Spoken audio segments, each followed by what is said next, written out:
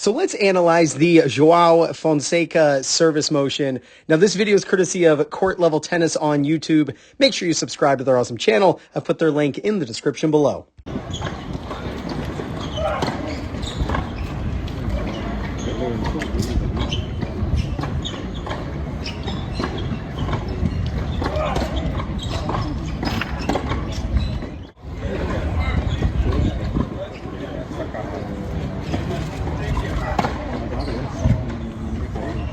So right off the bat, you can see he starts the way I recommend, which is to have the racket face open at 45 degrees. This basically guarantees you that you're going to be using a continental grip. Now, he's not curling the wrist around to make this happen. He just has the racket face open at 45 degrees. And if we zoom in here, you can see that his wrist is very straight, right? He has a very flat wrist.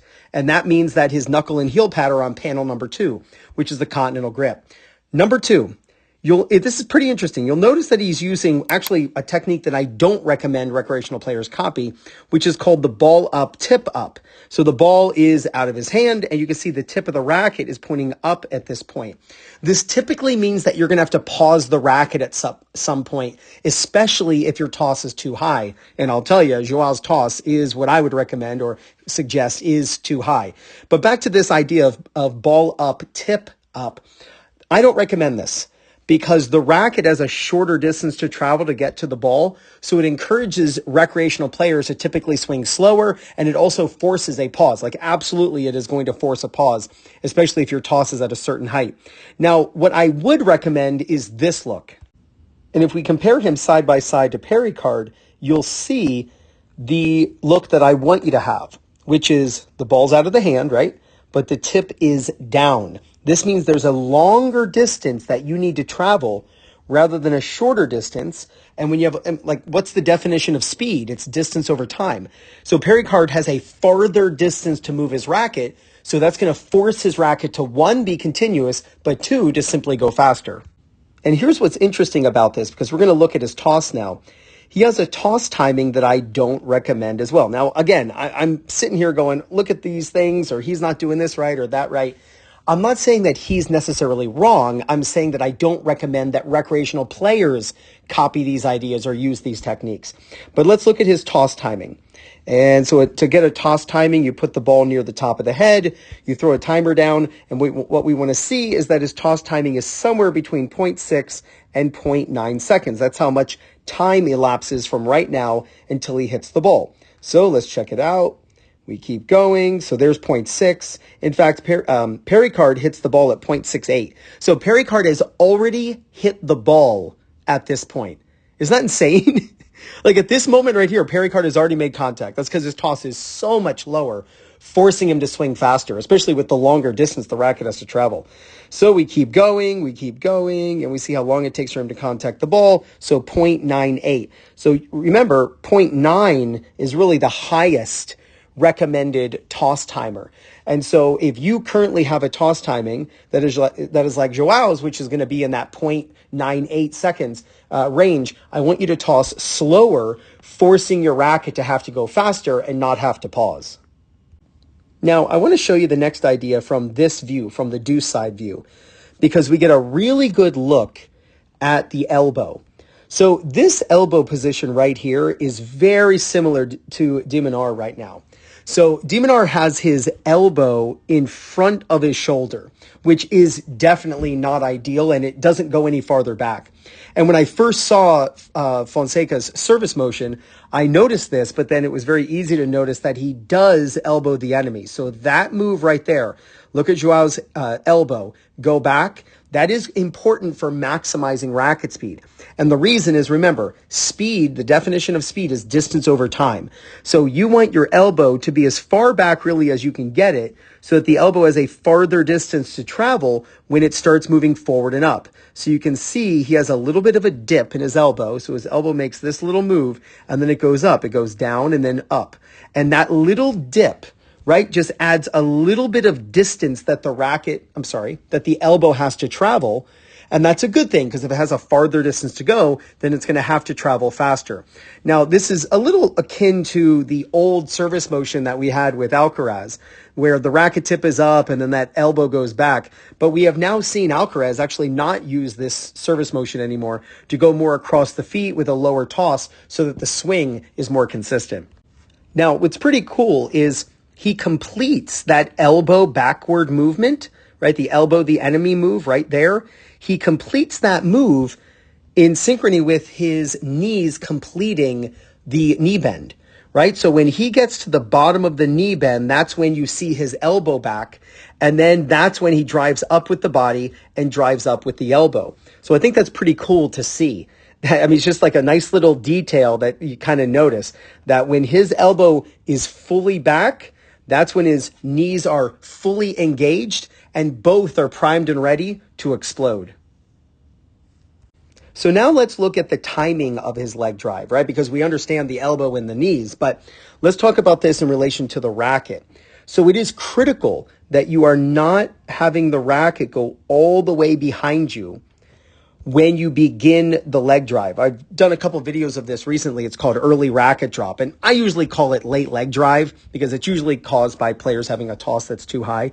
But because João stops his racket and he pauses the racket, that keeps the racket on the front side of his head. So the racket is not dropping behind. It is not ideal to have the body going up and the racket has already begun dropping. It does not maximize the shoulder stretch that you get and the benefit you get from the leg drive. So he is driving the legs up, and what you'll notice are a couple things. One, the arm, the left arm, and the racket, they go down together. This is very reminiscent of Rod Laver. If you look at Rod Laver's service motion, you'll see that, if I just draw a line here, from the racket to the hand, as the racket and his tossing hand both go down, they go down like together in perfect synchronized manner. So it's pretty cool to see the tossing arm go down with the racket, which is exactly what you want. But you'll also see that the racket's going down opposite the body. Watch how his body is going up while the racket is going down. That's why we want to time the leg drive with the racket still in front of our head or just about to hit the birthday hat. That's going to maximize the shoulder stretch, get a nice deep racket drop, and you help gain a ton of racket speed. Now, this view right here, if we zoom in, I would tell you only about 3% of tennis players around the world ever get into this position. This is a very difficult position to get into. I'll tell you this, it's basically mandatory to hitting your absolute best serves, and you're going to have a continental grip in order to accomplish this. You'll notice that his strings are pointing down right now. We'll call this the opposite waiter's tray. This is similar to Felix Auger-Aliassime, where it actually looks like he's going to use, or he could use if he wanted to, the back of the racket as he goes up to the ball. Now, of course, when he goes up to the ball, he's going to pronate and present the strings to the ball, and that pronation keeps rotating the racket in order to have a really fast forearm snap and to crush the serve. But I would actually recommend, I just made a video on this earlier today, where I would recommend that you go out and practice hitting the wrong side of the racket to really learn how to be supinated. Not because you should compete in tournaments or actually play matches that way, but to teach your brain how to position the racket as you go up to the ball, that the strings are actually facing down in a supinated manner, forcing the pronation, which is the fastest way to move the racket. Now, as he's making that move, where you can see his strings are facing left, let me do that right there. His strings are facing left, and now his strings are facing to the right. What you'll notice, remember the left arm for him, his tossing arm, drop down with the racket, right? Watch his left arm go down with the racket. But his left arm is not going to continue going backward like so many people think. When the left arm drops down in front of you, it should pull into the body. That's going to help slow the body's rotation down. And when you do that, you can accelerate the hitting arm. Watch his left arm. After he's done hitting the ball, his left arm is actually pulling in against the body. And that move helps to stop the body's rotation to accelerate the racket. The energy's got to go somewhere, and energy is not created nor destroyed. It's only transferred. So when he jumps up to hit this ball, he's in the air. If he's rotating his body, which he is right now, right? We're looking at his chest And now as he goes to hit the ball, now we're looking at his back. So he is definitely rotating the body. If he slows the body's rotation, that's going to allow him to accelerate the racket. No different than a whip, right? Right? You take a whip, like a bull whip, and you move the handle and then you stop it.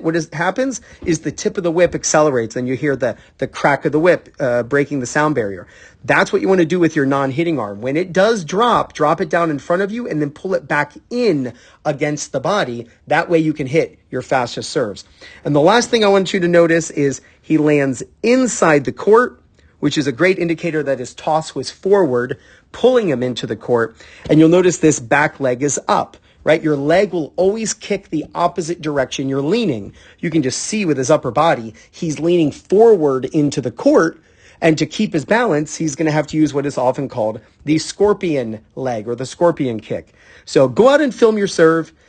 Compare it side by side with João's. Obviously, incredible talent, incredible player. Does he have the most efficient motion? Maybe not.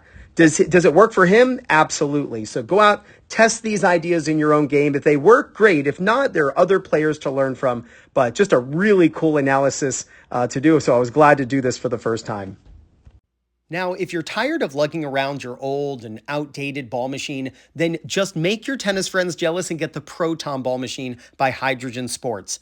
And right now you can get free shipping in the USA when you use my link. It's in the description. You'll find it in the first comment. You'll also see it on the screen at the end of this video.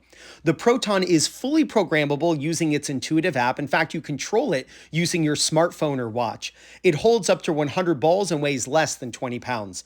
To see how truly amazing this ball machine is, and to get free shipping when you order one, be sure to use my link. Now, before I share that link with you, if you're looking for practice partners in your local area, maybe you want to find some stronger opponents to play singles and doubles against, or you want to find a great local coach who's going to be able to help you with your game, then check out PlayYourCourt.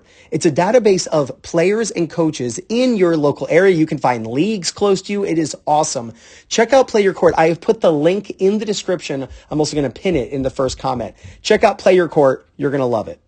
So click right there to check out the Proton Ball Machine, and with that link, you're given a coupon code for free shipping. Go out and film yourself serving. Review the footage. See how you can improve. If you do, there's no doubt you're going to gain confidence, win more matches, and play much better tennis. This is Ryan Reedy from 2minutetennis.net.